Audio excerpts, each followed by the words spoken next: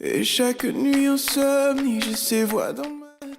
Bonjour à tous, comment vous allez? J'espère que vous allez bien. Moi, c'est Fagini Ramat. Je suis sage-femme à la clinique du Divine Miséricorde d'Abomey, Canada.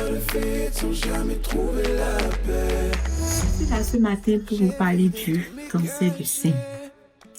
Le cancer du sein qui n'est rien d'autre qu'une tumeur maligne qui se développe au niveau des cellules du sein et qui est fréquemment chez les femmes âgées de plus de 50 ans et ça peut aussi se développer chez l'homme.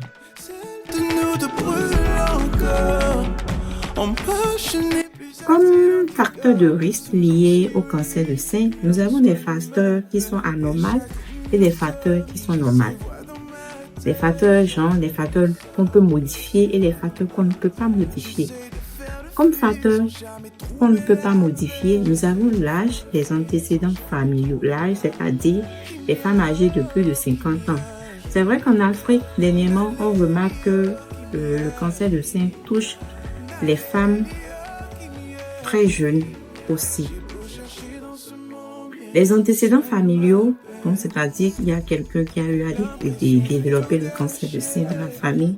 Donc, on est susceptible aussi de faire le cancer du sein. Comme facteurs non modifiables, nous avons le tabagisme, l'alcoolisme, l'obésité, la sédentarité. Quels sont les symptômes que qu'on doit observer pour qu'on puisse se faire consulter chez la sage-femme ou chez le médecin? Plusieurs symptômes comme un écoulement anormal au niveau du mamelon. On remarque l'aspect du sein qui a changé sous forme de peau d'orange. On remarque qu'il y a une grosseur du sein. On remarque une douleur anormale au niveau du sein. On remarque aussi la présence d'une boule au niveau du sein, ce qui n'est pas remarquable ce qu'on ne remarquait pas depuis un bon moment. Donc, ces signes peuvent nous amener à faire une consultation chez la sage-femme ou chez le médecin gynécologue. Lors de cette consultation, le médecin ou la sage-femme fera un examen clinique, c'est-à-dire l'autopalpation des seins, ce qui va nous amener à savoir si vraiment la patiente qui est venue pour le dépistage et après l'examen,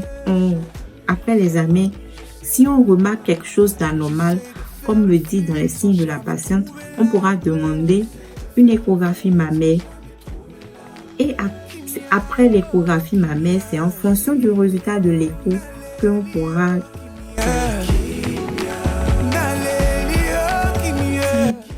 dépister à temps, on peut le guérir.